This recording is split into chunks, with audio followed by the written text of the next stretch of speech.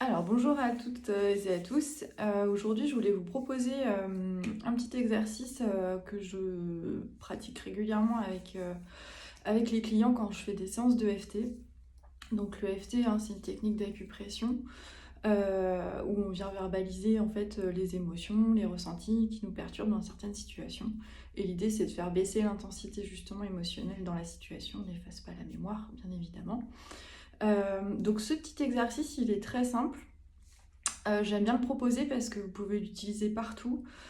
C'est discret et ça permet quand même de garder un certain niveau acceptable, on va dire, d'émotion dans certaines situations. Et c'est vrai que les retours clients que j'en ai, ils sont très positifs. La plupart des personnes l'utilisent régulièrement. Donc voilà, pour celles qui n'ont jamais fait de FT ou qui ont envie de tester, c'est le moment. La période, elle est un petit peu particulière en ce moment. Et c'est vrai qu'il y a pas mal d'émotions qui peuvent se mélanger. Il y a de la colère, il y a de la tristesse, il y a de l'injustice, enfin tout un panel d'émotions qui peuvent perturber. Alors les émotions, il n'y en a pas de négatives, il n'y en a pas de positives.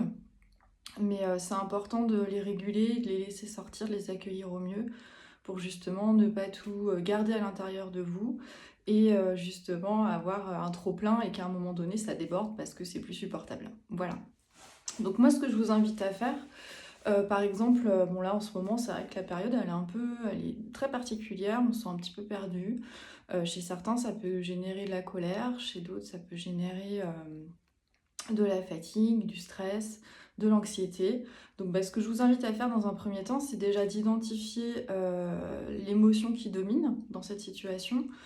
Donc moi par exemple en ce moment je vais plus avoir ce côté ça me rend un peu triste en fait de voir tout ce qui se passe. Donc je vais évaluer l'émotion. Par exemple, je me sens triste à 7 sur 10. Voilà. Et donc ce que je vais faire, c'est que je vais essayer aussi de ressentir corporellement ce que ça me fait. Donc par exemple, la tristesse, je vais la ressentir plutôt en haut du buste. Je vais sentir comme une oppression. Et l'idée, ça va être justement de libérer cette oppression. Et également de me dire, ça me rend triste en fait. Je crois que les choses peuvent pas changer. Voilà, il y a une croyance qui peut se cacher derrière.